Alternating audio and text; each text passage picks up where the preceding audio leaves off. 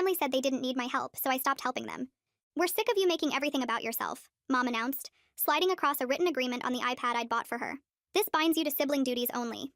No more pretending to be their mother. Sign it. My siblings, 14 and 16, stood behind her, death staring me.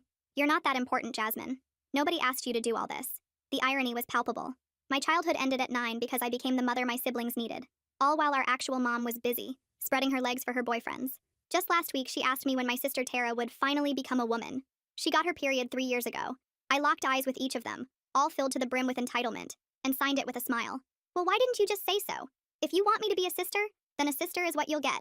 They smiled at each other like they'd won the lottery. The next morning, I woke up to Mom's victory lap. Everything's already so much better, she told her new boyfriend on speaker. Should have put my foot down years ago. My siblings floated through the house high on their win, eating food I'd prepped Sunday, wearing clothes I'd washed. This is how a real family works, Mom announced to the house. Not the Jasmine dictatorship. That's when I decided to give them exactly what they wanted. On Monday morning, I treated myself to my very first Starbucks breakfast, and even got to try the ice roller trend. Meanwhile, Mom discovered the hard way that teenagers don't wake themselves up. My brother Cian missed his first period exam. Tara showed up at lunch in yesterday's clothes. Hair a mess, no breakfast money. Mom got written up at work for being 2 hours late because she didn't know the morning routine existed. By Thursday, the house told its own story. I came home to find my brother wearing his PE uniform to regular classes because every other shirt reeked of BO. Mom was on the phone begging the utilities company for an extension. She didn't know bills had due dates. Hey, Jazz, my brother said casually like we were cool.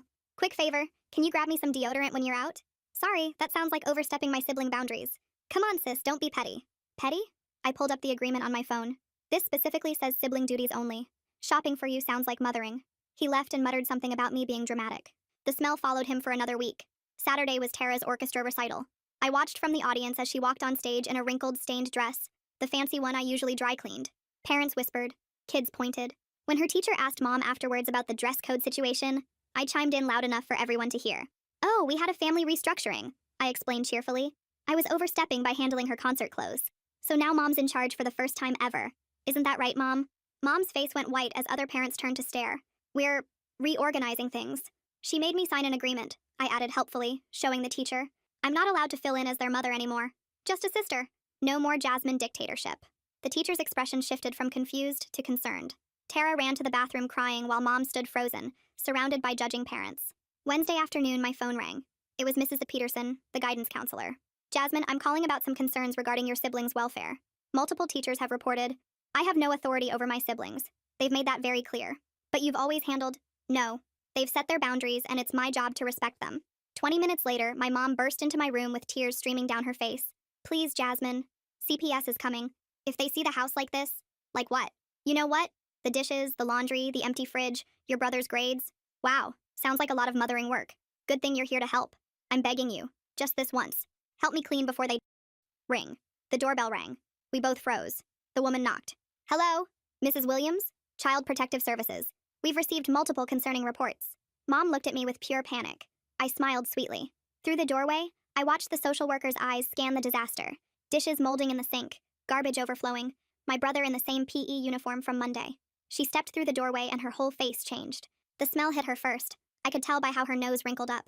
Then her eyes went wide, taking in the kitchen with green fuzzy stuff growing on plates stacked everywhere, and trash bags piled up against the wall with flies buzzing around them. Cian stood there in that same crusty PE shirt from 5 days ago, with huge yellow stains under the arms. The social worker pulled out her tablet right away and started taking pictures of everything. Mom just stood there frozen like a statue while the camera clicked over and over. The woman walked through the living room taking more photos of the pizza boxes on the floor and the mountain of dirty laundry covering the couch. She opened the fridge and stepped back when she saw it was completely empty, except for a moldy container of something that used to be leftovers. Mom finally snapped out of it and started talking real fast. This is just a bad week. We're usually much more organized than this. The social worker turned to her with this look that said she wasn't buying it. Mrs. Williams, we've received multiple reports from your children's school over the past 2 weeks about ongoing concerns. She pulled up something on her tablet. Your son has been wearing the same clothes for days. Your daughter showed up to her recital in inappropriate attire. Both children have complained of hunger to their teachers. Mom's mouth opened and closed like a fish. I need to speak with each child separately, starting with Jasmine. She pointed to the dining room table that was actually clear because I'd been doing my homework there. Mom started to follow us, but the woman held up her hand. Privately, Mrs. Williams. We sat down and she gave me this soft look. Jasmine, I understand there's been some changes in your household recently. I pulled out my phone and showed her the agreement saved in my photos.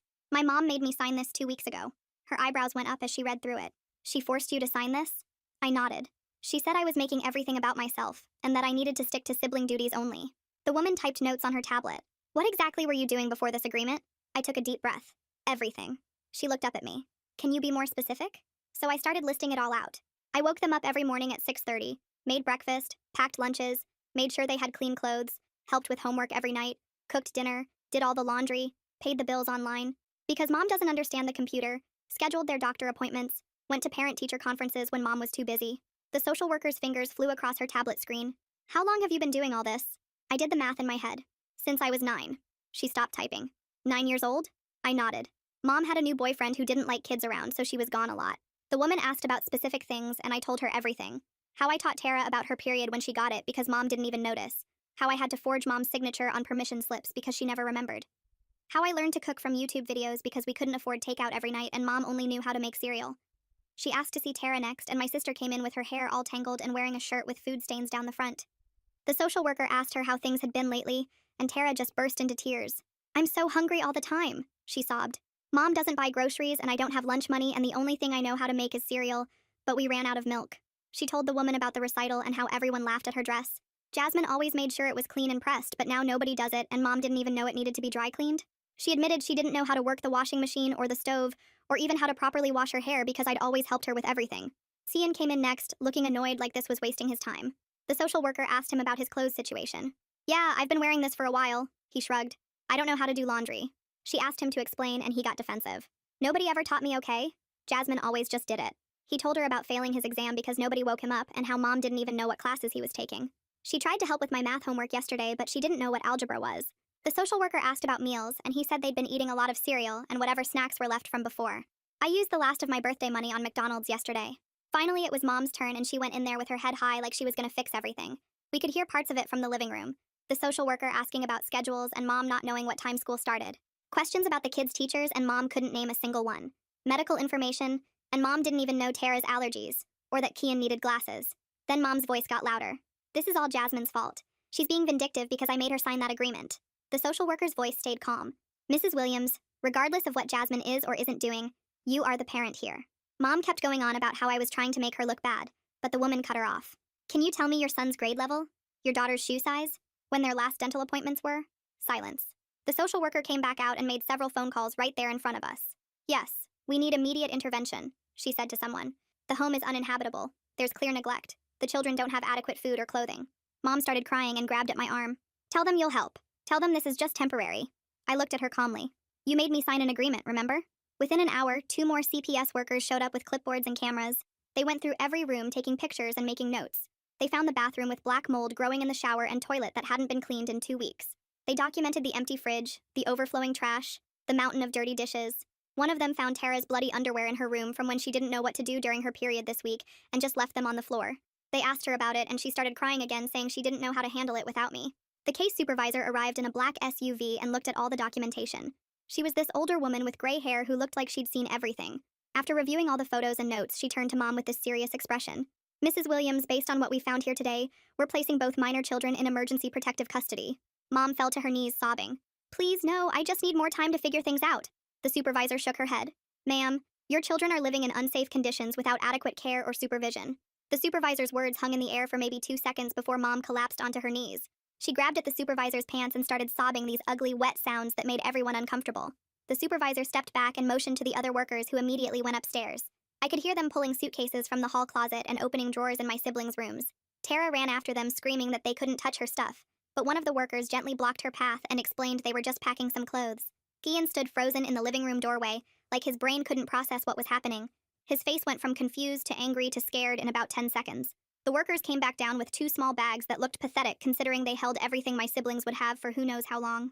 Tara was full-on crying now with snot running down her face and her whole body shaking. She kept looking at me like I was supposed to fix this, but I just sat there with my hands folded. Cian finally snapped out of his freeze and started arguing with the supervisor about how this was all a misunderstanding. She calmly explained that the decision was made and they needed to come with her now. Mom suddenly lunged at me and grabbed my arm so hard her nails dug into my skin. Please, Jasmine, just tell them you'll help. Her face was inches from mine and I could smell the coffee on her breath. Tell them you'll take care of everything like you always do. I gently pulled her fingers off my arm one by one. You made me sign an agreement that I wouldn't parent them anymore. She started shaking me and screaming that I was being cruel, but the supervisor pulled her away. The social worker turned to me while the others were dealing with Mom. Jasmine, since you're over 18, you're not required to come with us. But do you have somewhere safe to stay? I nodded and told her I'd already arranged to stay with my friend Sarah and had been planning to move out anyway. She looked relieved and handed me her card in case I needed anything. The workers started walking Tara and Cian toward the door, and that's when everything exploded. Tara spun around and screamed at me that this was all my fault. You did this on purpose! Her voice was so high it cracked. You wanted us to get taken away. Cian just stared at me with this look I'd never seen before. It was like he finally understood that actions have consequences and he didn't like it one bit. They loaded them into a black SUV while Mom ran after them begging for one more minute. The supervisor had to physically block her from getting in the vehicle. I watched from the window as the SUV pulled away with my siblings' faces pressed against the back glass. Mom stood in the driveway for another 20 minutes, just staring at where the car had been. I packed my own bag and called Sarah to come get me. Her mom picked me up an hour later and didn't ask any questions when she saw my puffy eyes. That night, I sat on Sarah's bed while my phone buzzed nonstop. Mom had called 17 times and left 8 voicemails. The first 3 were her screaming that I'd ruined everything. The next 2 were her crying and begging me to come home and help her get them back. The last 3 switched between blaming me and apologizing and then blaming me again. I turned my phone off and tried to sleep, but kept seeing Cian's face when he finally understood what was happening. Sarah's mom made me breakfast the next morning and was just setting down pancakes when we heard pounding on the front door. Mom was standing there looking like she hadn't slept with her hair sticking up and yesterday's makeup smeared under her eyes. I know she's here. She pushed past Sarah's dad and found me in the kitchen. You're coming home right now and we're fixing this. Sarah's dad stepped between us and told her she needed to leave. Mom started screaming about how I was her daughter and she could make me come home. Sarah's mom calmly picked up her phone and said she was calling the police if Mom didn't leave immediately. Mom looked at me one more time with pure hatred before storming out. She slammed the door so hard a picture fell off the wall. 2 days passed before I got a call from Mrs. Peterson at the school. Jasmine, I heard about what happened and I wanted to check on you. Her voice was warm and concerned. I also want you to know that I'm proud of you for protecting yourself. She told me the school had counseling services available if I needed them, and that they would support me through this. She mentioned that several teachers had been worried about my siblings for weeks, and were relieved someone finally intervened. 3 days after that, I got an official notice about a family court hearing to determine temporary custody. I spent the morning printing out copies of the signed agreement, screenshots of Mom's texts over the past weeks, and photos I'd been taking of the house getting worse. I organized everything into a folder and put on my nicest clothes. The courthouse was downtown in this old building that smelled like floor wax and old paper. I got there early and sat outside the courtroom watching other families go in and out. Mom showed up 15 minutes late wearing the same wrinkled shirt from 3 days ago. Her hair was greasy and pulled back in a messy ponytail. She had bags under her eyes and kept checking her phone like she was waiting for someone. I realized her boyfriend must have bailed when things got serious because she was completely alone. The bailiff called us in, and the judge was this older woman with gray hair and glasses on a chain around her neck. She reviewed the CPS report first, reading parts out loud about the condition of the house and the children's statements. Then she asked Mom about her parenting capabilities. Mom started strong, saying she'd been overwhelmed but was ready to do better. The judge asked her specific questions about Tara's medical needs. Mom went blank and couldn't even remember what medications Tara took for her allergies. The judge asked about Cian's learning accommodation plan that the school had sent home multiple times. Mom didn't even know he had one. The judge looked at Mom for a long moment before turning to the bailiff and asking him to bring Tara and Cian into her chambers. They both stood up looking confused and followed her through the heavy wooden door behind the bench. Mom kept wringing her hands and looking at me like I could somehow fix this. 20 minutes passed with just the sound of the courtroom clock ticking. When the door finally opened, Tara came out first with red eyes and wouldn't even look in my direction. Cian followed behind her, looking pale and shaken, like someone had just told him Santa wasn't real. They sat back down in their seats, and the judge took another 5 minutes writing notes before she finally spoke.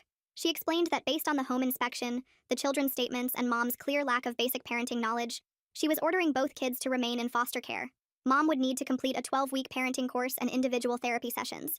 She'd also have to pass regular home inspections before the court would even consider returning custody. Mom started sobbing so loud the bailiff had to tell her to quiet down. Right in the middle of the judge explaining the visitation schedule, Mom's phone started ringing. She fumbled to silence it, but I could see her work's number on the screen. The phone rang again 30 seconds later. The judge told her she could step out to take it if it was an emergency. Mom answered in the hallway, but we could all hear her through the door. Her boss was telling her that her excessive absences over the past 2 weeks meant they had to let her go. She tried explaining about the court case, but they said she'd already used up all her sick days and vacation time. Mom came back in looking like she'd been punched in the gut. The judge wrapped up by setting the next hearing date for 3 months out and dismissed us. I walked out first and was heading to the parking lot when I heard someone calling my name. A woman with graying hair and Mom's same nose was walking toward me. It was Mom's sister, the aunt I hadn't seen since I was maybe 10. She said she'd heard about everything from a cousin and came to see if it was really as bad as people were saying. She told me she had no idea things had gotten this bad and felt terrible for not checking in more. Her house had a spare bedroom and she wanted me to come stay with her. I thanked her but explained I needed to focus on my own life now after spending 9 years raising my siblings. She nodded like she understood and handed me a piece of paper with her phone number, saying to call if I changed my mind. Mom walked past us without saying anything, just shooting me a look full of hate. A week went by and I was at my job at the bookstore when my coworker mentioned seeing Kian at the grocery store with some older couple. She said he looked miserable and was arguing with them about something. Later that day, I got a text from one of Tian's friends saying they were in different foster homes on opposite sides of town. Tian was apparently struggling with all the rules like set bedtimes and chore schedules. The friend said Kian kept complaining about having to ask permission for everything when I used to just handle stuff without making it a big deal. 2 days after that, I got an email from Tara's orchestra teacher. She wanted to let me know that Tara had to drop out of the program because her foster family lived 45 minutes away from the school. The teacher wrote that she was really sad to lose such a talented student and wondered if there was any way to work something out. I wrote back explaining I wasn't Tara's guardian anymore, and she'd need to contact CPS about it. The teacher responded saying she understood, but it was such a shame because Tara had real potential. That weekend I was doing homework when Mom called me crying. She'd just finished her first parenting class and couldn't believe how much she didn't know. They'd spent 2 hours just on child development basics, and she realized she didn't even know what was normal for a 14 and 16-year-old. She said the instructor asked everyone to share their morning routine with their kids, and she was the only one who didn't have one. She begged me to help her understand some of the stuff they were teaching, but I told her that defeated the whole purpose of the classes. She hung up on me. I started focusing on my own life for the first time since I was 9.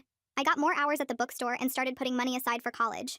I found out I could still apply for spring admission at the state school and started working on my application essays. One of my coworkers mentioned a support group for people who'd been parentified as kids, and I decided to check it out. The meeting was in a church basement on Tuesday nights. There were 8 other people there, all different ages.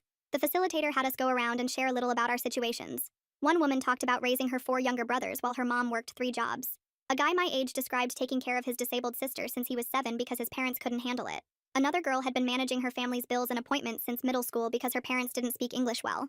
When it was my turn, I told them about the agreement and everything that happened after. Nobody looked shocked or judged me for letting my siblings go into foster care. The facilitator said what I'd experienced wasn't normal, and it wasn't my fault. She explained that parentification is a form of abuse even when it doesn't feel like it. Hearing other people's stories made me realize how messed up my childhood actually was. They all talked about the guilt they felt when they finally stopped taking care of everyone else. One woman said it took her years of therapy to understand that she deserved to have her own life. The group gave me books to read and websites to check out about recovering from parentification. That same night, my phone buzzed with a text from an unknown number asking if I could let him into the house to grab his stuff since Mom wasn't answering her phone.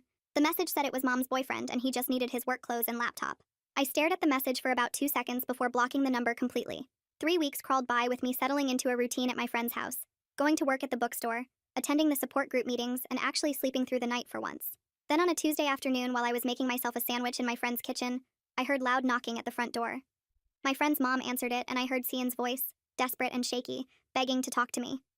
He stood there in dirty clothes with a backpack that looked way too heavy for him, his eyes red and puffy from crying. He started talking fast about how he couldn't take the foster home anymore, how they had all these rules about screen time and chores and homework checks, how they made him go to bed at 10 every night like he was still in elementary school.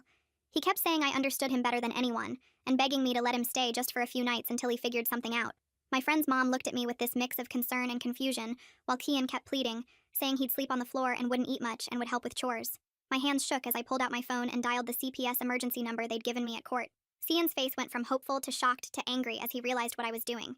He tried to grab the phone from me, but my friend's mom stepped between us. The CPS operator took down all the information and said someone would be there within the hour to pick him up. Cian sat on the front steps, refusing to look at me or talk to anyone while we waited. The social worker who showed up was the same one from the initial investigation, and she gave me this small nod of approval as she guided Cian to her car. She mentioned quietly that both kids were having a hard time adjusting, but were finally getting real therapy and support services they'd never had access to before. She said Cian had been acting out a lot at his placement, but that was pretty normal for kids who'd never had structure. After they left, I threw up in the bathroom and cried for 20 minutes. A week later, I got a call from Mom sobbing about her home inspection. The CPS worker had shown up to check if she'd made the required improvements to get the kids back. Mom said the worker took one look at the kitchen with dishes still piled up and food going bad on the counter and started writing notes immediately. The bathroom had mold growing in the shower that Mom didn't know how to clean properly. She'd tried to do laundry but left wet clothes in the washer for 3 days and they smelled awful. The worker asked to see the kids' rooms, and Mom hadn't even made their beds or picked up the clothes from the floor. The judge extended the foster care placement for another 3 months minimum. Mom kept crying about how unfair it was, how she was trying her best, how nobody taught her these things. I was at the grocery store the next Saturday buying ramen and frozen pizza when I turned the corner and almost ran my cart into 2 of Mom's friends from her book club. They looked at me like I was actual garbage, whispering to each other loud enough for me to hear about how I destroyed my own family and put those poor kids in foster care just to be spiteful. One of them said Mom had told everyone at church how I'd refused to help when CPS came and deliberately made things worse. They walked away shaking their heads and muttering about ungrateful children. That same week, my friend's mom sat me down at their kitchen table with a laptop and a folder full of papers. She showed me how to open a checking account online, explaining about minimum balances and overdraft fees, and how to use the mobile app to deposit checks. She helped me fill out the FAFSA for college financial aid, something I didn't even know existed because Mom had never mentioned it. She taught me how to build credit with a secured card and showed me websites for finding apartments and understanding lease agreements. She made me practice writing checks and balancing a checkbook, even though she said most people don't use them anymore. She explained health insurance and car insurance and renter's insurance, all these adult things Mom never thought to teach me. 2 days later, I got a letter forwarded through CPS from Tara. Her handwriting was messier than usual and the paper had tear stains on it. She wrote that I was selfish and cruel and that I'd ruined her life on purpose. She said I could have fixed everything but chose to destroy the family instead. She wrote that she hated me and never wanted to see me again. She said her foster parents were mean and strict and didn't understand her like I did. She blamed me for missing orchestra and falling behind in the school and not having any of her stuff. The letter hurt worse than anything Mom had ever said to me. My therapist at the support group helped me understand that Tara was processing trauma and grief, and that anger was easier than admitting she'd been wrong. She explained that kids often blame the safe person rather than the one who actually hurt them. 3 weeks after that, Mom called crying again because she'd gotten an eviction notice. Without my income from the bookstore helping with rent, and without me keeping track of when bills were due, she'd missed 3 months of payments. The landlord was done giving her extensions. She couldn't understand how the bills had piled up so fast, or why the late fees were so high. She said she'd tried to make a budget, but the numbers didn't make sense to her. She'd been spending money on takeout every night because she didn't know how to meal plan or grocery shop properly. Her sister, my aunt who'd offered to help me before, agreed to let Mom move in temporarily. 2 months into the whole mess, I got a letter about mandatory family therapy. The judge had ordered all 4 of us to attend a session together with a court-appointed therapist. The letter said it was part of the reunification process, and attendance was required. The session was scheduled for the following Thursday at the courthouse. Mom showed up looking different from I'd seen her in years. Her hair was actually brushed and styled. She wore clean clothes that matched, and she looked sober for once. She'd lost weight, and her eyes were clearer. She sat across from me in the waiting room but didn't try to talk. When we got called in, the therapist had us sit in a circle with her between Mom and me. Tara and Cian sat on the other side looking uncomfortable and angry. The therapist started by asking Mom to share what she'd learned in her parenting classes. Mom talked for 10 minutes about child development and age-appropriate expectations, and how she realized she'd never known what kids actually needed at different stages. Then the therapist asked her directly about my role in the family before everything happened. Mom got quiet and stared at her hands for a long time. Finally, she looked up at me with tears running down her face and said the words I'd waited 9 years to hear. She admitted that she'd forced me to be the parent, that she'd stolen my childhood, that she'd been selfish and neglectful and wrong. She said she understood now that what she'd done to me was abuse, even though she hadn't hit me or meant to hurt me. She said the parenting classes made her realize how much damage she'd caused all of us. It was the first time she'd ever taken real accountability for anything, but sitting there listening to her, all I felt was empty because it was way too late for apologies to fix what she'd broken. The therapist turned to Tara next and asked her to share how she was feeling about everything. Tara's face crumpled and tears started rolling down her cheeks as she looked at me with this mix of pain and anger that made my chest tight. She wiped her nose on her sleeve and told the therapist she missed me so much it hurt, but she also hated me for letting everything fall apart. She said she didn't understand why I couldn't just fix things like I always did before. The therapist nodded and explained in this calm voice that Tara's anger at me was actually meant for Mom, but it felt safer to be mad at me. She told Tara that I was just a kid too when I started taking care of everyone and that wasn't supposed to be my job. Tara kept crying harder and harder until she was making these little gasping sounds. The therapist handed her tissues and waited for her to calm down before turning to Cian. My brother sat there picking at a hole in his jeans and wouldn't look at anyone. The therapist asked him 3 times before he finally mumbled that he knew what they did to me was messed up. He said he knew I was basically raising them while Mom did nothing, but he didn't want to give up having someone do everything for him. He looked at me for maybe 2 seconds and said sorry, but I could tell from his voice he was mostly just sorry his easy life was over. The therapist wrote notes on her clipboard for what felt like forever before looking up at all of us. She recommended we all continue with separate therapy before trying to be a family again. She said Mom needed to prove she could actually parent, and I needed time to figure out who I was without taking care of everyone. Mom nodded and promised she'd do whatever it took to get the kids back while I made it clear I wouldn't be coming back no matter what. The session ended with the therapist scheduling individual appointments for everyone and reminding us this would be a long process. 2 weeks after that session, I got home from my job to find a thick envelope from the state university waiting for me. My hands shook as I opened it and read the acceptance letter offering me a full scholarship based on my grades and the essay I'd written about my situation. I sat on my friend's bed staring at the letter because I never thought I'd actually get to leave and start fresh somewhere new. My friend's mom found me crying and hugged me while I showed her the letter. She helped me fill out all the housing forms and even drove me to campus for orientation day. The scholarship covered everything including books and meal plans, which meant I could actually focus on the school instead of working 3 jobs. Meanwhile, Mom kept going to her parenting classes every Tuesday and Thursday at the community center. She called me once to say she'd passed her first test about child development milestones. I could hear in her voice she was proud of herself for learning what temperature to wash clothes at and how to check if meat was cooked through. 6 weeks after the kids got placed in foster care, she passed her second home inspection at my aunt's house. The judge reviewed all her progress reports and approved supervised visits with Tara and Cian starting the next Saturday. Mom showed up 15 minutes late to the first visit because she got lost finding the supervision center. The social worker had to remind her twice about the rules, like no discussing the case or making promises about when they'd come home. Tara spent most of the hour showing Mom her math homework, while Kian played on his phone and barely talked. The second visit went better with Mom remembering to bring snacks, but she forgot Tara was allergic to peanuts and brought peanut butter and jelly sandwiches. The third visit, she showed up on time with safe snacks, but couldn't help Kian with his history project because she didn't know anything about the Civil War. She kept mixing up dates and which side won what battles until Kian got frustrated and stopped asking. After 2 months of supervised visits, the judge reviewed everything again and decided Mom could have the kids on weekends. They'd stay with their foster families during the week where they had structure and homework help, but spend Friday night through Sunday with Mom. The first weekend, Mom picked them up 2 hours late because she forgot what time school ended. She didn't know Tara had orchestra practice on Saturdays or that Kian had a job at the grocery store on Sunday mornings. 3 months passed with this schedule, and Mom slowly got better at remembering their schedules, though she still messed up sometimes. The judge decided the arrangement was working well enough to continue. The kids had stability during the week with foster parents who knew how to help with homework and get them places on time. August came, and I packed everything I owned into 2 suitcases and a backpack for college. My friend's parents drove me to campus and helped me carry my stuff up to the 3rd-floor dorm room. My roommate was already there, unpacking what looked like her entire bedroom from home, including string lights and throw pillows. She complained that her mom had already called 4 times that day to check if she was settling in okay. I just nodded because I couldn't relate to having a mom who cared that much. That first week of classes felt like stepping into a different world where nobody knew my story. I could just be a normal college kid worried about picking classes and finding the dining hall. 3 weeks into the semester, I got a notification on Instagram from Tara. She'd sent me a photo of herself standing next to a washing machine with a caption saying her foster mom taught her how to separate colors from whites. It wasn't much, but I appreciated that she wanted to share this moment with me after everything. I liked the photo and commented with a heart emoji. A month later, Cian messaged me on Facebook asking if I could look over his college application essay. He started typing that he needed help with the grammar, but then stopped and sent another message saying, never mind, because he remembered I wasn't supposed to help anymore. We both sent those crying, laughing emojis, and something about acknowledging how weird everything had become made it feel a little less heavy. 2 months passed with Mom keeping to the weekend schedule and actually showing up on time more often than not. The social worker's reports kept mentioning small improvements like Mom remembering to pack lunches and asking about homework, even if she couldn't help with it. The judge looked over everything at the next hearing and decided Mom could have them for the whole spring break week to see how she handled it. I watched from my dorm room as Tara posted photos of them at the park, and Cian shared a video of Mom trying to make pancakes from scratch instead of a box. The pancakes looked terrible, but they were all laughing about it, which was something I'd never seen before. When the week ended without any major disasters, the judge signed off on full reunification starting after the school year ended. Mom had to keep going to therapy and parenting classes, but the kids would be living with her full-time at my aunt's house. My aunt had basically taken over making sure bills got paid and groceries got bought while Mom focused on learning how to actually parent.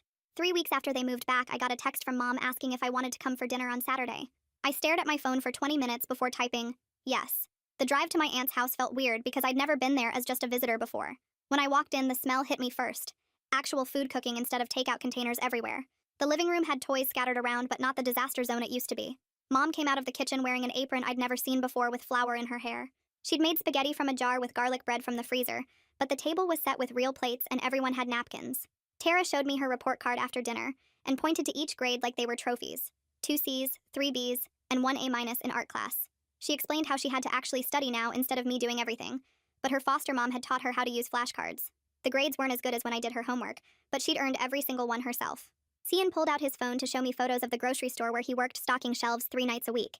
He'd saved $400 already, and found a used Honda he wanted to buy once he had enough. His manager said he was one of the most reliable workers they had, which made him proud in a way I'd never seen before. After dinner, Mom asked if we could talk outside while the kids did dishes, which was apparently their new chore schedule. She sat on the porch steps and started crying before she even said anything. She told me her therapist had helped her understand what she'd done to me, and how she'd stolen 9 years of my childhood. She said she was sorry for making me be the mom when I was just a kid myself trying to survive. She admitted she didn't even remember half of my childhood because she was too busy with boyfriends and partying to pay attention. Her hands shook as she explained how the parenting classes made her realize all the basic stuff she never knew, like checking homework folders and making doctor appointments. She said watching other parents in the class made her see how much she'd failed all of us, but especially me. I didn't know what to say, so I just sat there listening to her list all the things she wished she could take back. When we went back inside, Tara was waiting by the door looking nervous. She asked if she could hug me, and when I nodded, she wrapped her arms around me tighter than she ever had before. She whispered that she was sorry for being so mean, and for not understanding what I'd been doing all those years. Her foster mom had explained that I was just a kid too and shouldn't have had to raise them. She said she understood now why I had to let everything fall apart, and thanked me for being brave enough to save myself even when it meant they had to suffer. She pulled back and showed me a bracelet she'd made in therapy with beads that spelled out sister. She'd made one for herself too, so we could match like real sisters were supposed to. Cian came over and did that awkward guy thing where he punched my shoulder lightly and said thanks for making them all grow up. He admitted he knew what they were doing to me was wrong, but he liked having someone else handle everything so he didn't have to. He said losing everything made him realize how much I'd been carrying, and how unfair they'd all been to expect it. 6 months had passed since that first CPS visit, and nothing was perfect, but everything was different. Mom knew how to make 5 different dinners now, even if they were all simple things like tacos and spaghetti. The kids did their own laundry and homework without anyone standing over them. I was taking classes I actually wanted and making friends who didn't know my whole story. Mom would never win any parenting awards, but she was actually trying for the first time in their lives. My siblings had learned to function like normal teenagers instead of expecting someone else to do everything. And I'd learned that protecting myself wasn't selfish, but the most necessary thing I'd ever done for all of us. Well, that's gonna wrap it up for me today. Kinda makes you stop and think about things, huh? Appreciate you hanging out and wondering through it all with me. Subscribe for more content like this.